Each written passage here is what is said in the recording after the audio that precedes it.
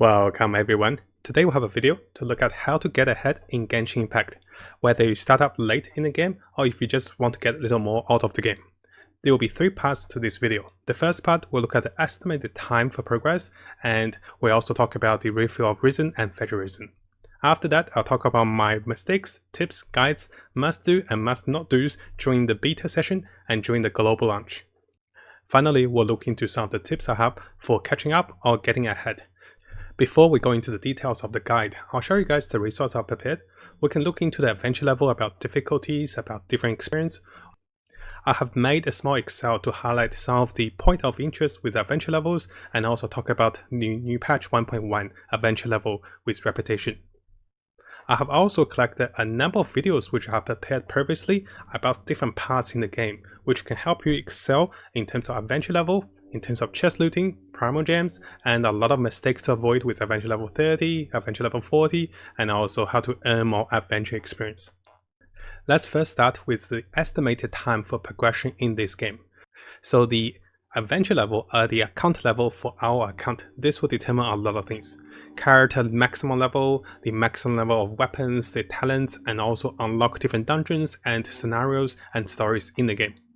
When we first start the game, we'll look at adventure level 1 to 7 for about 40 minutes to 2 hours time, depending how you play and how much you explore. After that, you can quickly see the time go from hours to days and after to many days. And maybe some of you can see a small pattern at this. It's because that you can go from adventure level 1 to 20 within about 7 days. And this also unlocks the weekly boss. After that, you can see that adventure level 20 to 25, adventure level 25 to 30 usually take about 7 days or 5 days on average. Now, what most of us start to realize is after adventure level 30, the progression of the game really slows down. So from 30 to 35, it takes at least a week or even longer. And similarly, as we go further, the required experience goes down, and also the number of methods for us to get adventure experience also goes down. This is when we can use the help of the Excel to look at some of the crucial adventure levels.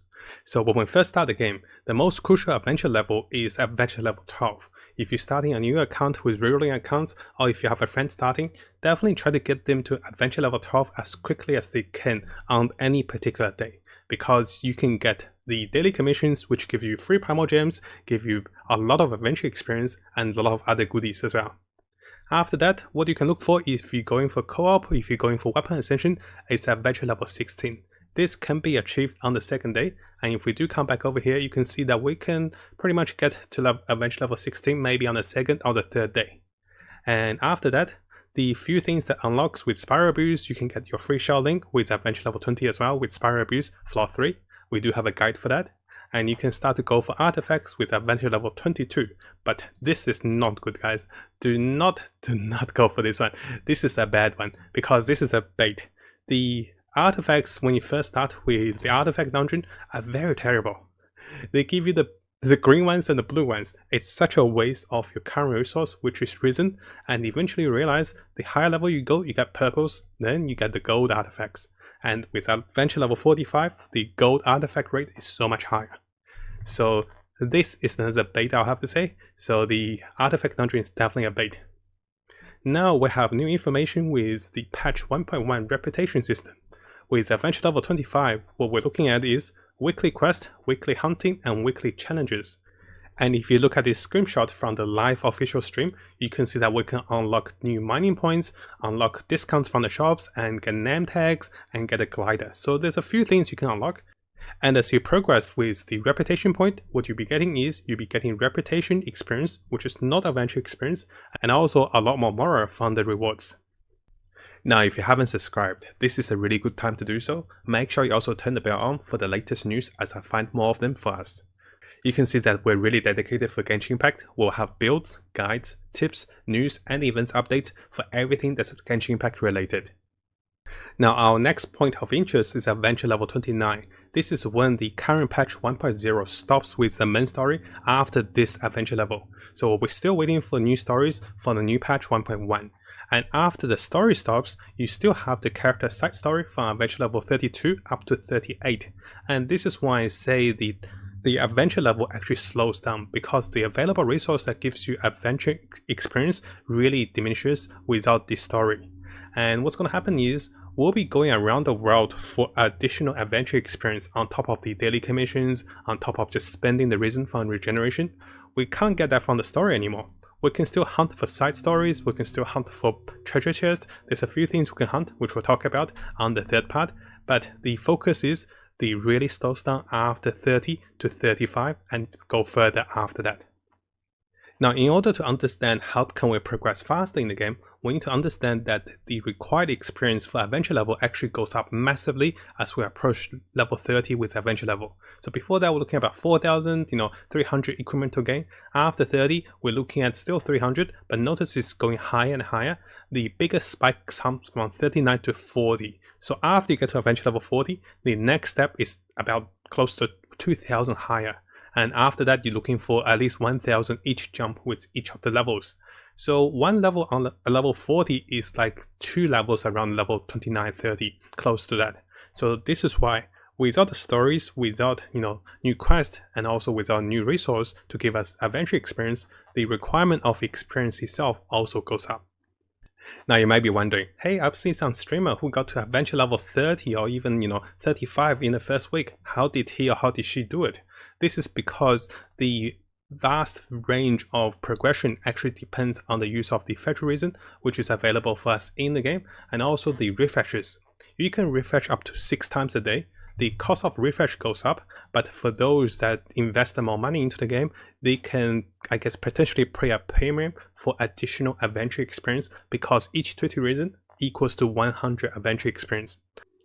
Now, for someone that is recharging every day with 6 refills of resin, what they're looking at is 1,800 additional adventure experience per day. And over the period of a week, they're looking over 10,000 of adventure experience. So this is how most people or most streamers who go a little more hardcore with the game actually progress much faster than us, because every week they're earning at least 1 or 2 levels before us. But there's a cost, guys. There is always a cost, and there's an incremental cost if they recharge like this. And talking about the cost and mistakes in the game, this also brings me to the second point. So what are the mistakes, what are the things I learned from beta and also the global launch? So first of all, guys, if you haven't seen the video, I talk about this in much more details with the maximum level characters too early. So what that means is, this is a big mistake that I realized after, is that once you maximize your character, on this video I talk about it, so you cannot gain experience from just killing monsters. We'll be killing a lot of monsters after adventure level 30, and you'll not be able to limit break your character to the next level cap. So a lot of experience are wasted this way. So keep your characters on 59, 69, 79, or even 49 is the best way to capitalize on those rare resources. It might not seem much, but once you get to adventure level 40 and plus, which we'll talk about over here, I was like, oh my gosh, it costs so much. And I did make a few mistakes over here with calculation, but it does cost a lot of resource. So the better we store up, the better it is. Now, one of the most time-consuming mistakes I made in the game is not to keep a track of my Anemo and also Oculus. What do I mean by that is, if you're using the interactive map to look for different Oculus across the world as you find them, don't be too lazy at the start. Do come over here, log in with any of the dummy Gmails you can have, and each time you collect one, mark them as found. Because later in the game, you'll thank yourself, you don't have to go back to hunt every one of them. When I first started the game with the Geo and Anemo Oculus, I never marked them. So after that, I don't know which one I found, I don't know which one I haven't found. There's a big reason for us to find all the Geo Oculus, which is 131, because you can get a 5-star artifact and also 5-star food from that. Also a chain side quest with lots of good reward. And the mistake of being too lazy to keep track of the Anemo and Geo Oculus spent about 2 to 3 days for me to find everything. I'm still 2 Anemo Oculus short, so I'm waiting for patch 1.1 to give us the Oculus Compass to find the rest of my Oculus. During my beta experience with the game before the global launch, I was testing a lot of things. I made several mistakes. The biggest one I made was wasting 10% experience on trying to enhance blue items and also green items to higher level. They have a level cap and they don't go beyond certain levels, and most of us do retire the blue and green items. You do transition 90% of the experience onto the next item, but you do waste 10% of that. It doesn't seem much, but it built up after. And also, I was investing too many characters. I was like, hey, I want to try, I want to try Xiaoling, I want to try Noel, I want to try Lisa. Not that Xiaoling is not good or Noel is not good, but I was trying beyond 8 characters. to level 20, 40, and even consider going to level 50. And before I know it, guys, with the difficulty of adventure level increase, I was stunned. I could not progress in the game during beta because I don't have any material. So let me go back to the world level for you guys. So if we come back to the world ranking over here, you can see the world level goes up with adventure level 20, 25, 35, and it keeps going up. When I was not prepared my proper resource gathering and my proper resource management, I was shocked with the difficulty. I did not prepare anything for the higher level, and I can't go back to the lower levels. So I was having such a hard time during beta. I don't have the items I need, I have too many random characters, and I cannot even defeat any of the basic dungeons. So that made my beta access almost unplayable back then. So I really want to share with this with you guys. I'm sure most of you are beyond that point, but still guys, be aware. It does get much more difficult after 30, and some of our friends are even considering to hold on to 35 before they gather everything to progress further, because the difficulty will go up after 35 as well. And finally, it is massively difficulty spike after adventure level 40. I have to mentally and I guess visually prepare you guys. Things get much harder. You realize you cannot get everything. It took me a week to get my first character from level 70 to level 80 with new artifacts, with new weapon upgrades. It took a long time. Now finally, let's get to the important point. How do we catch up and how do we get ahead? Firstly, do consider only investing 2 to 4 characters until you hit adventure level 35 and 40 with your main character team. You can invest up to 8 characters for your spiral builds, but also keep in mind, if you go for the new banners, likely you have new party members joining you. So maybe not invest up to 8, maybe invest up to 6 or 7. So this way you have room for allowance for your new husband or with Zhongli, or maybe Child, or maybe all the girls who are 4-star with Xing'an, and also the Donna with Archer. So do open slots for the new character to come in. We know it's going to come on November 11th, and likely you'll get 1 or 2 of the new characters. So do consider if you add them to the team. Next up, we spoke earlier about aiming for a particular adventure level. So adventure level 12, 20, 25, and 30 are very important, not only because the daily commission, but also they increase the difficulty of the weekly bosses, and the weekly boss start to drop a lot more artifacts, a lot more loots. So adventure level 30 is the goal, because once you get to adventure level 30, you'll be looking at golden artifacts that's droppable from the boss. Now for the next 3 points, I do have available resource ready for us to look at different guides and tips. We'll talk about those and I'll show you guys the video. So I have made a video about prioritizing on Resin usage during earlier stages and what and how should you use Resin. And also I talk about how to consider the daily refills, what does it make valuable. You can see the first refill you have within the game costs 50. So after you cost 50, the next one will cost 100. After that, the next one will cost 100, 150, and 200. This is what I say about players who actually recharge a lot of Resin refill. They're actually spending a lot Primogems because of that, because of the incremental cost of daily refill. Most of the time, for me to get a little ahead, I spend 50 Primogems to get a little ahead with the first refill. But this does cost 50 Primogems. If you're still saving for your banner, if you're free to play, maybe don't refill at all. For me, the best value is always the first refill. I never go beyond the first one. So if you guys want a more detailed guide on Resin, I do recommend coming over to this video. I'm planning to make more videos similar to this one to go on to advanced level theory crafting with adventure level 40, 45, and 50. Now as we get beyond adventure level 30, you'll find you have less things to do. This is when you can go for chest hunting and side quest. We do have a video which talk about the 1558 chests that's available in the world. I have a collection of resources which I found for you guys. Use the timestamp, use the links, and you can find so many more chests. There's 2 good reasons for doing this. One is that you'll be getting Primogems. The second one is every chest gives at least 20 adventure experience regardless of the chest level. So you're looking at least 20,000 adventure experience, and that can take us to, I guess, that can take us to 4 or 5 levels. In the earlier stages, it can take us to 1 or 2 levels even after adventure level 40. Now I know this might seem a little irrelevant, but it's very important for us to understand how the Genshin Impact gacha and wish system works, and how to get free Primogems with farming methods. So how this works is, you save resource, you go for those catchers, you get some good items, good weapons, good characters that super boost your progress in the game. With stronger 5 stars or even stronger weapons or even 4-star weapons on characters, you really pick the right choice and you go stronger. And that's why I want to show you guys what's available.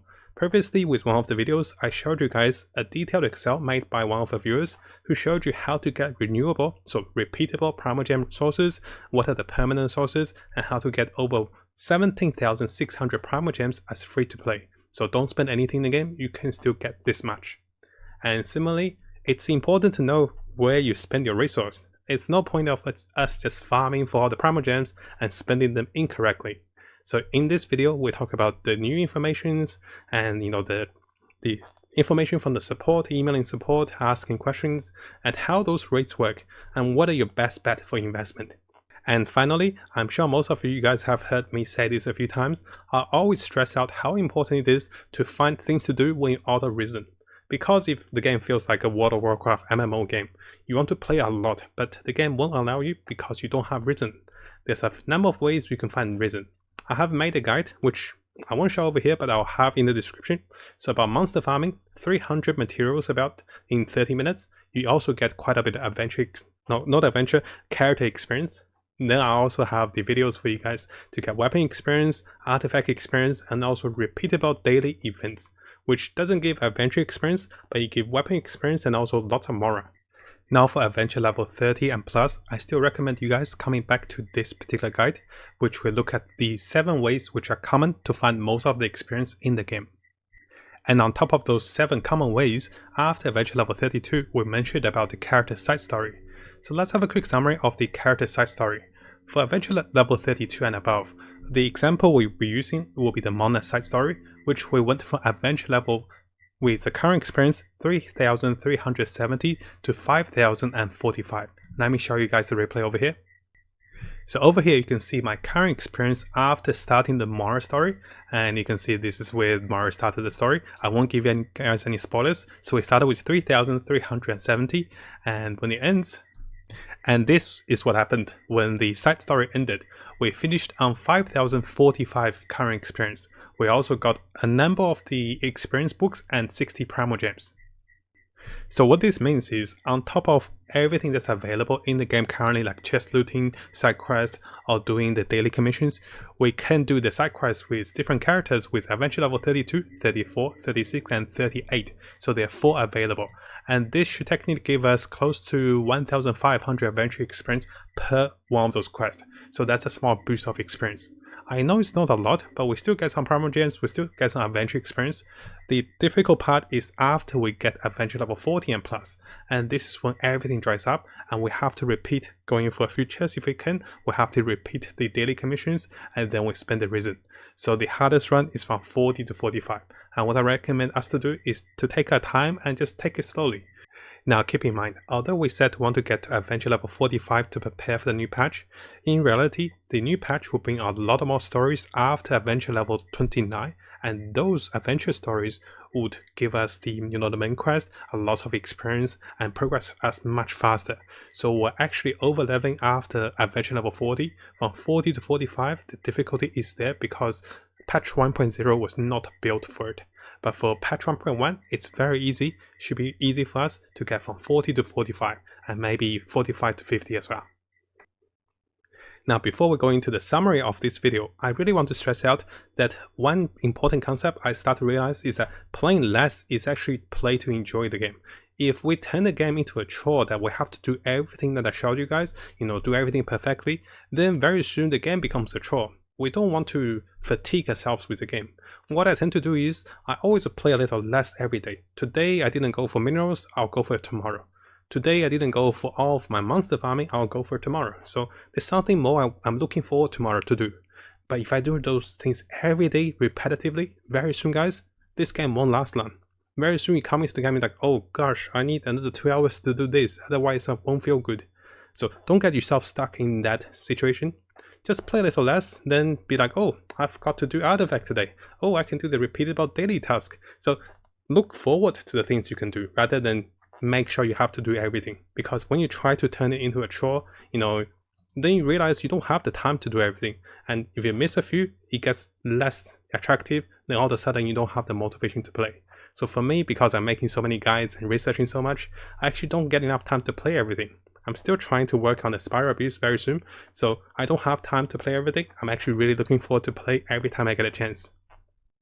To summarize this video, I felt it's very important for us to understand the estimated time of progression in the game, and also the mistakes from beta and open access I made, which can help you guys to avoid it. And finally, we're looking into a number of ways and resources that can help you catch up or get ahead in the game. It is also very important for us to understand, with all the guides and tips I'm showering you guys with, because I love the game, I'm so motivated to make more guides and tips. Do not try to force yourself to do everything, guys. I have not been able to do everything because I'm still making videos, I'm still trying to play everything whenever I can, but play less means play to enjoy. Now, if you found this video helpful, make sure you subscribe and also turn the little bell on for the latest news. I'll be looking towards to make more builds, guides, tips, and news and event updates for us as we come further into the game. And as always, I wish you guys the best of luck with Genshin and have the most fun in exploring this wonderful world.